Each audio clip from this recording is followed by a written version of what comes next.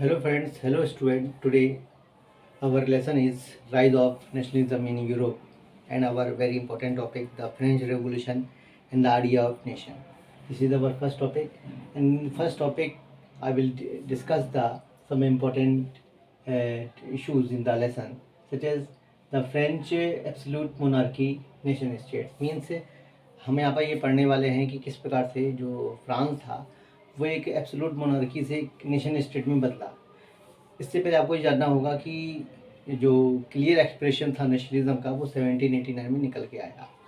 और सबसे बड़ी बात ये थी कि जो फ्रांस था फुल टेरिटोरियल जो स्टेट के रूप में था वो किसके अंतर्गत आता था, ये आता था मोनार्की के अंतर्गत, ठीक है ना। लेकिन धीमे धीमे क्या हुआ 1789 के बाद पॉलिटिकल और कॉन्स्टिट्यूशनल चेंज हुए, और जो पॉलिटिकल और कॉन्स्टिट्यूशनल चेंज हुए ये किसके दौरान हुए, फ्रेंच रेवोल्यूशन के दौरान हुए। और फ्रेंच रेवोल्यूशन के दौरान जो ट्रांसफ़र था, किसका ट्रांसफ़र हुआ था यहाँ पर, सॉवरेनिटी का, सॉवरेनिटी का ट्रांसफ़र हुआ। अब सॉवरेनिटी का जो ट्रांसफ़र हुआ उसमें हुआ ये कि जो सिस्टम था किसका, मोनार्की का, एब्सोल्यूट मोनार्की का जो सिस्टम था वो किस में चेंज हो गया, एक तरीके से बॉडी ऑफ फ्रेंच सिटीजन में। यानी कि जो अब यहाँ पर देश की जो डेस्टिनी थी, जो देश का भाग्य था वो कौन बनाने वाला था, फ्रेंच के लोग, फ्रेंच के नागरिक, ठीक है ना। तो ये सारी चीज़ें आपने समझी अच्छी तरीके से। अब देखिए सबसे अच्छी बात ये है कि जो रेवोल्यूशन हुआ था उसमें सॉवरेनिटी का ट्रांसफ़र हुआ था मोनार्की से बॉडी ऑफ फ्रेंच सिटीजन में।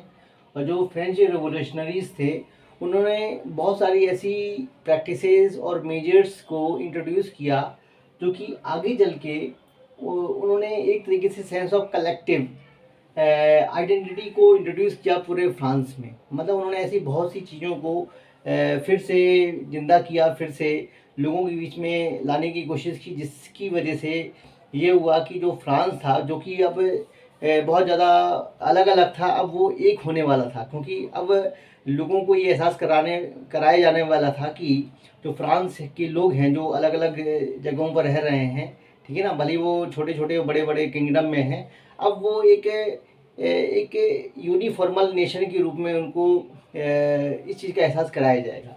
तो बहुत सारे जो परिवर्तन हुए उनमें से पहला परिवर्तन क्या था, ला पैट्री एंड द ली सिटी होने, यानी कि अब यहाँ पर जो फादरलैंड वाली बात हो रही है, यहाँ पर जो नागरिकों वाली बात हो रही है, यानी कि पितृभूमि और उनके नागरिक, ठीक है ना, उनको एक तरीके से इस चीज़ का एहसास कराया गया कि वो एक तरीके से यूनाइटेड कम्युनिटी का हिस्सा हैं और उनको इक्वल राइट जो भी इंजॉय करने हैं वो भी कॉन्स्टिट्यूशन के अंतर्गत ही करने हैं। यानी कि जो संविधान है वो इंट्रोड्यूस हो चुका था और उसने बहुत सारे ऐसी आर्टिकल्स को लिख डाला था जो कि सभी नागरिकों के लिए एक जैसे ही थे। दूसरा जो इम्पोर्टेंट चेंज हुआ वो क्या हुआ, न्यू ट्री कलर फ्लैग।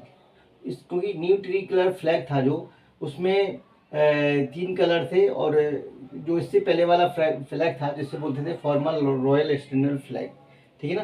तो इसमें जो निशानी थी फ्रांस के साम्राज्य की उसको पूरी तरह हटा दिया गया और न्यू ट्री कलर फ्लैग, ठीक है ना, इसको इंट्रोड्यूस किया गया। सबसे अहम बात थी इसमें, यानी कि रॉयल जो ड्रेस थी, जो स्टेट जनरल जो मोनार्की था उसका बिल्कुल भी एहसास नहीं था। फिर तीसरा चेंज क्या हुआ, नेशनल असेंबली।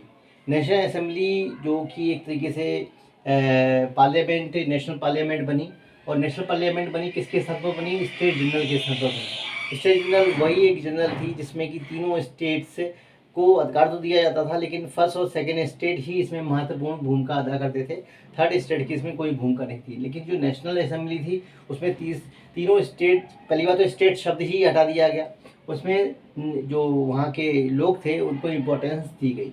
इसके बाद देखिए जो सबसे इम्पोर्टेंट चीज़ थी, न्यू हाइम्स जो थे उनको फिर से लिखा गया, फिर से कंपोज किया गया, ओथ को लोगों के बीच में लाया गया। जो मर्डर्स से, यानी कि जो जिन्होंने अपना सेक्रीफाइस दिया था उन सभी लोगों को क्या किया गया, कोमेमोरेट किया गया, यानी कि फिर से याद किया गया किसके नाम पर, राष्ट्र के नाम पर उनको याद किया गया। जिससे ये हुआ कि जो लोग हैं जो अपने मतलब पूर्वज हैं, जो उनके पुरानी चीज़ें हैं उनको बिल्कुल भी अपने से अलग ना होने दें, अपना हिस्सा मान के रखें। ये चीज़ें थी जो फ्रांस के लोगों को एहसास करा रही थी कि वो ना केवल भविष्य से जुड़े हुए हैं बल्कि अपने पास्ट से भी जुड़े हुए हैं। फिर देखिए यूनिफॉर्म लॉ बना, यूनिफॉर्म लॉ जो बना उसने क्या किया कि जो सेंट्रलाइज एडमिनिस्ट्रेटिव सिस्टम था, है ना, उसको पूरी तरीके से हटा दिया। तो यूनिफॉर्म लॉ बना। यूनिफॉर्म लॉ का मतलब क्या, एक ही नियम बनेगा, एक ही कानून बनेगा, ठीक है ना। और जो सेंट्रलाइज एडमिनिस्ट्रेटिव सिस्टम जो कि पूरी तरीके से जो मोनोपोली को सिग्निफाई करता था उसको हटा दिया गया। अब यहाँ पर यानी कि मोनोपोली नहीं थी किसी भी सिस्टम की।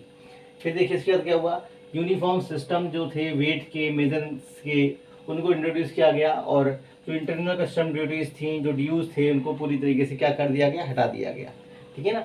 यानी कि पूरे देश में एक ही सिस्टम चलेगा वेट का या मेजरमेंट का, ठीक है। और देखिए आगे चल के क्या होता है, French as a common language, यानी कि जो फ्रेंच थी वो एक कॉमन लैंग्वेज थी। ये पैसे देखा जाए ये पेरिस में बोली जाती थी और लिखी भी जाती थी, लेकिन इसको पूरे फ्रांस की एक कॉमन लैंग्वेज बना दिया गया। और दूसरी जो डायलेक्ट थे, दूसरी जो बोलियां थी, ठीक है ना, उनको रीजनल जो डायलेक्ट थे उनको पूरी तरीके से क्या कर दिया, डिस्करेज कर दिया गया। यानी कि सभी को बोला गया कि भाई जो फ्रेंच है वो आपकी लैंग्वेज है और इसको कॉमन लैंग्वेज के रूप में लोगों के बीच में लाना चाहिए, ठीक है ना। तो ये तो हो गए कुछ बदलाव जो कि रिवोल्यूशनरीज के द्वारा लाए गए थे। अब रिवोल्यूशनरीज ने एक चीज़ और समझी अच्छी तरीके से। उन्होंने क्या समझा कि जो उन्होंने पाया है, जो उनको मिला है किसमें, हेरिटेज में, है ना, वो क्या करेंगे कि अब जो मिशन है उनका, जो उनका डेस्टिनी है, जो उनका एक तरीके से कैंपेन है, जो उनका भाग है, वो अब क्या होगा, वो ना केवल अपने तक सीमित नहीं रखेंगे, बल्कि उनका उद्देश्य ये होगा कि जो फ्रांस के दूसरे, जो यूरोप की जो दूसरे कंट्री हैं, उनको भी अब वो मुक्त किया जाए।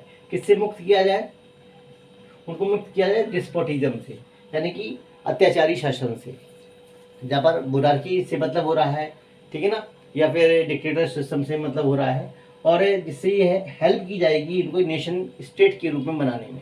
तो ये सारी चीज़ें आपने साथ समझी होंगी अच्छी तरीके से, ये आपको हेल्प करेंगी कि किस तरीके से जो फ्रांस था वो एक एब्सोल्यूट मोनार्की से नेशन स्टेट में बदला, ठीक है।